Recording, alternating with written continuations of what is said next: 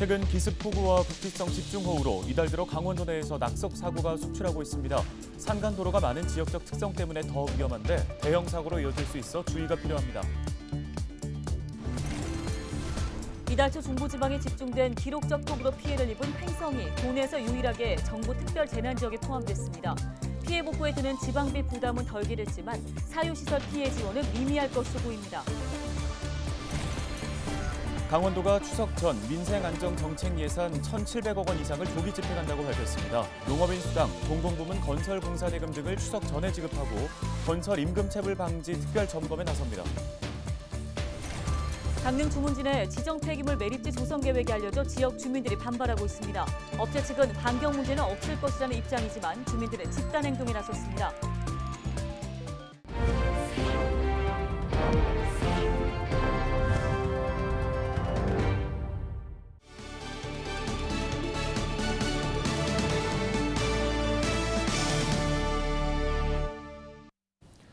시청자 여러분 안녕하십니까? 헬로티비 뉴스입니다. 첫 소식입니다.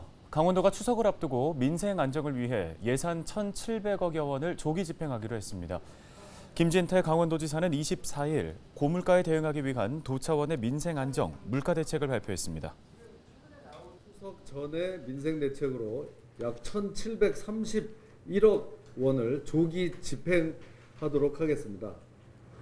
그리고 이 물가 안정 대책으로 공공요금을 동결하고 인상을 하더라도 최소화하겠습니다. 강원도는 고금리로 어려움을 겪는 소상공인과 중소기업을 대상으로 도 예산을 투입해 대출 지원을 확대할 예정입니다. 또 추석 이전에 강원 상품권 발행 규모를 기존 170억 원대에서 300억 원대로 늘려 장바구니 물가를 안정시키겠다고 밝혔습니다.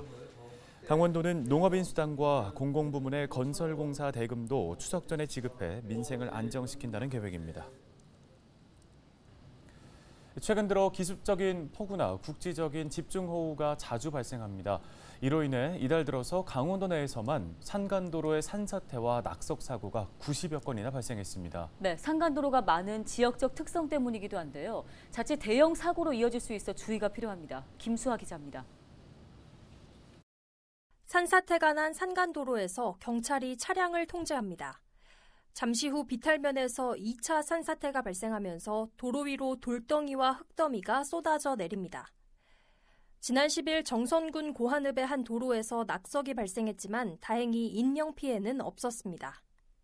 이곳은 지난 11일 비로 산사태가 나면서 도로가 일부 통제됐던 곳입니다. 현재 돌로 장벽이 설치되어 있긴 하지만 비탈면엔 어떠한 가림막도 없어서 언제든지 흙이나 돌이 떨어질 수 있는 상황입니다. 강원도 내에서 잇따른 폭우로 산사태가 나거나 토사가 유실돼 도로시설물 피해가 발생한 곳은 이달 들어서만 90여 건에 달합니다.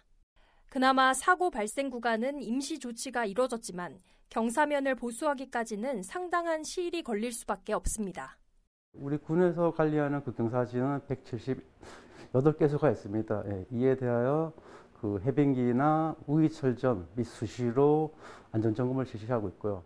연차별 예산을 확보해가지고 낙석 방지망이나 그 방지책 그리고 사면 정비를 실시를 하고 있습니다.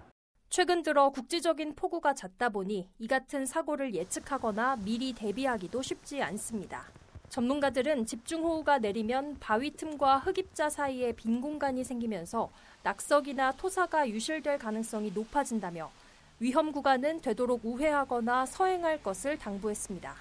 부득이하게 그곳을 통과해야만 한다면 서행을 하면서 주변 상황을 항상 주시하는 운전 습관이 필요하고요. 그리고 또 이제 거기서 사고가 발생한다고 했을 때 일단은 최대한 운전자는 자동차에서 이탈해서 이제 최대한 안전한 곳으로 벗어난 이후에 신고를 하시는 게 가장.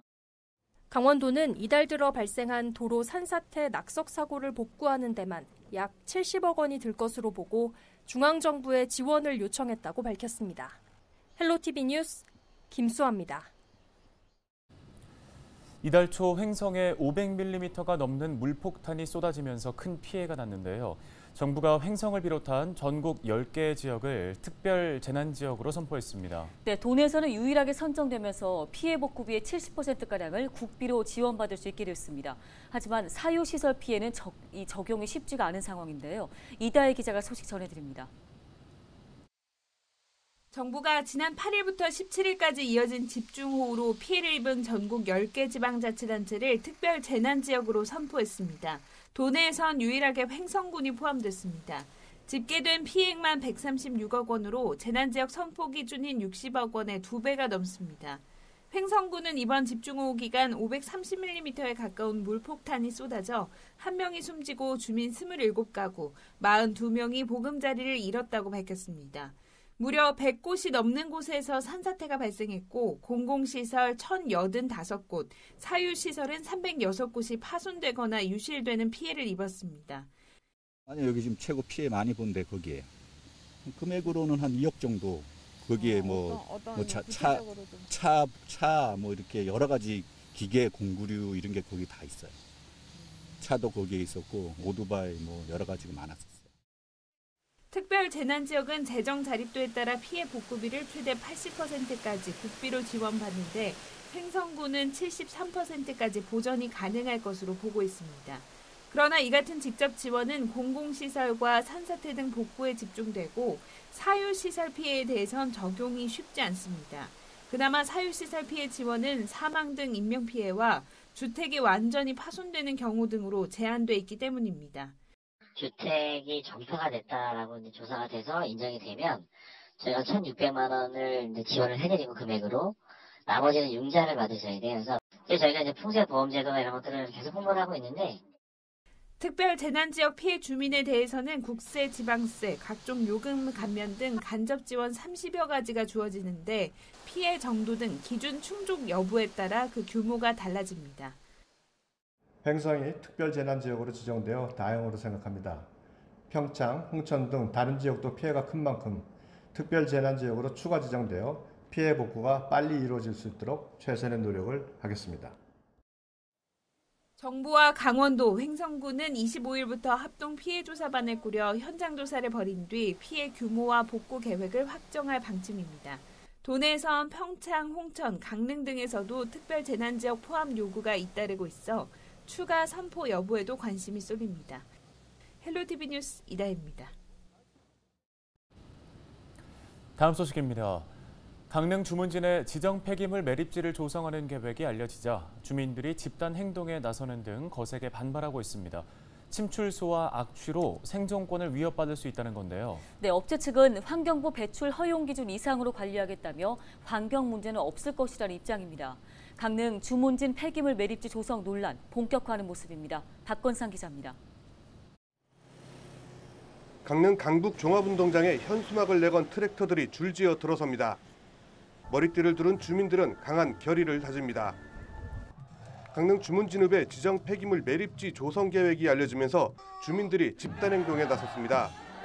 이들은 폐기물 매립장이 건설되면 중금속이 섞인 침출수로 인해 지하수가 오염될 수 있고 땅 속에 스며든 오염물질로 농사에도 치명적인 영향을 받을 수 있다고 성토합니다. 주민들은 또 폐기물 매립장에서 흘러나오는 침출수와 악취가 주문진은 물론 인근 영국과 양양 지역까지 피해를 입힐 것이라고 주장하고 있습니다. 주문진읍 주민 500여 명은 이날 강릉 강북 공설운동장에 모여 투쟁 선포식을 갖고 본격적인 폐기물 매립장 건설 반대 활동을 예고했습니다. 전국에서 5번째 크기의 거대한 규모의 매립장입니다. 또한 그 누구도 용납할 수 없는 국가에서 지정한 유해물질 폐기물 매립장이 주문진 지역에 세워지게 되고 그로 인해서 주민들의 생존권은 완전히 억압을 받게 됩니다. 하지만 건설업체 측은 주민들이 우려하는 침출수나 악취, 비산먼지 같은 환경오염은 발생하지 않을 것이라는 입장입니다. 침출수 처리장에서 생물학적 및 고도 처리로 완벽한 수질을 확보해서 환경부 배출 허용 기준 이상으로 강화하여 처리해서 배출할 계획입니다. 건설업체는 원주지방환경청에 주문진 폐기물 매립장 조성 사업을 위한 환경영향평가서를 제출한 상황. 이런 상황에서 더불어민주당 소속 강릉시 의원들이 주문진 폐기장 매립장 조성 사업 폐기에 동참하면서 당분간 논란이 계속될 전망입니다. 헬로티비 뉴스 박건상입니다.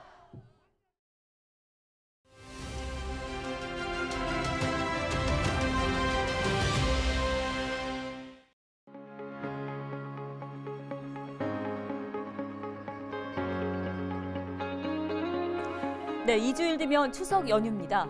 뛰는 물가에 장바구니는 점점 더 가벼워지면서 서민들의 삶이 팍팍해지고 있습니다. 차례상 차리기도 부담스러울 정도인데요. 쌀과 밤을 제외하고는 대부분의 가격이 올랐습니다. 중부지방에 내린 폭우의 영향으로 특히 과일과 채소류가 급등했습니다. 지난해 조사 때 한 개에 1,000원이던 애호박은요, 3,000원, 무려 3배로 껑충 뛰었는데요. 배추는 한 포기에 7,000원 하던 게 10,000원으로 올랐습니다. 전통시장이 통상적으로 대형마트보다 더 싸다는 사실은 알고 계시죠? 올 추석 전통시장을 이용해서 4인 가족 기준 차례상을 마련하려면 지난해보다 10%가량 오른 30만 1,000원이 필요하다는 조사 결과가 나왔습니다. 대형마트에서는 40만 8,000원, 꽤 차이가 나죠. 전통시장이 무려 35%나 저렴한 건데요. 지갑은 얇아도 마음만은 풍성한 추석 준비하시기 바랍니다. 데일리 브리핑이었습니다.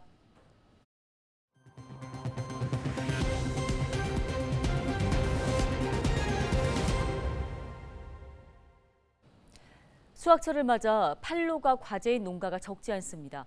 상대적으로 농사 경험이 적은 청년 농부들의 고민은 더욱더 클 텐데요. 청년 농업인의 판로 확대와 또 판매를 지원하기 위한 시도가 다방면으로 이뤄지고 있습니다. 정명기 기자가 소식 전해드립니다.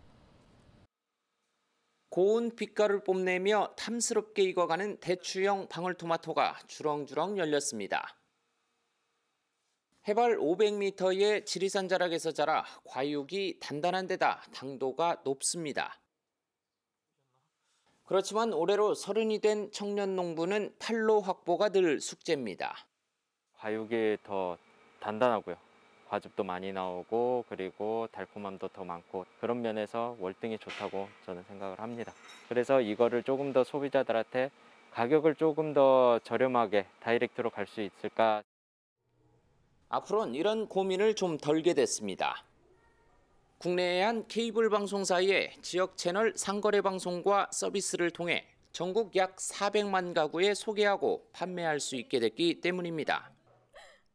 또한 지역의 농수특산물을 판매하는 온라인 상점에도 곧 입점할 예정입니다. 가격보다 도움이 줘서 저희가 이제 지역 채널에서 커머스라고 할 수 있는 기회를 열게 되고요. 저희가 또 취급하는 커머스의 상품이라는 게 또 지역에서 생산되는 원물이라고 하는데 규정을 해서 농촌진흥청과 케이블 방송 사업자인 LG 헬로비전이 청년 농업인을 대상으로 판로 확대 지원에 나선 겁니다. 우선 전국 지자체에서 추천을 받은 농업인 경영체 후보군 가운데 15곳을 최종 선정했고 지원을 확대할 방침입니다. 청년 농업인이 개발한 그리고 생산한 품목에 대한 판로 확대를 지원함으로써 청과 정부와 민간이 함께 할 수 있는 좋은 모델로 발전될 수 있을 것이라고 기대합니다.